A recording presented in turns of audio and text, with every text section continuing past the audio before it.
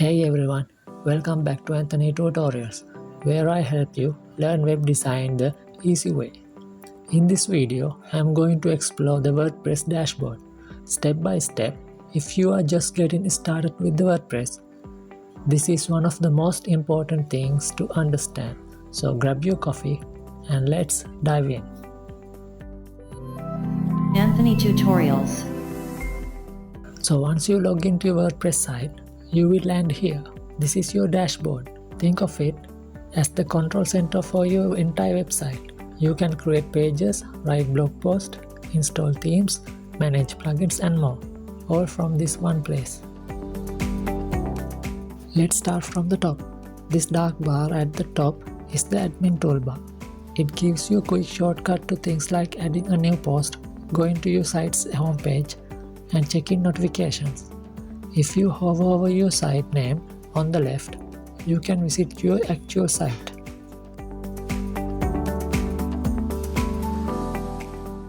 Now look to the left. This is the sidebar menu.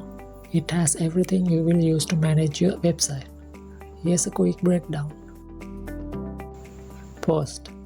This is where you create blog posts. Media. You can upload images, videos, PDF for your media library. Pages. This is for static pages like about, home, or contact. Comments. View and manage comments left by visitors. Appearance. Change your theme, customize your site, or edit widgets. Plugins and extra features to your site like contact form or SEO tools. Users and other people to help you manage the site. Tools provides access to various administrative functions. Settings change your site name, time zone, and more. In the appearance section, you will see things like widgets and the customizer. We will deeper into this in later videos, but this is where you control how your site looks. Back on the main dashboard page, you will see a few handy boxes. Quick draft lets you start a post quickly. At glance, show you many posts or pages you have. And updaters will let you know if WordPress themes or plugin need updating. And that's your tour of the WordPress dashboard.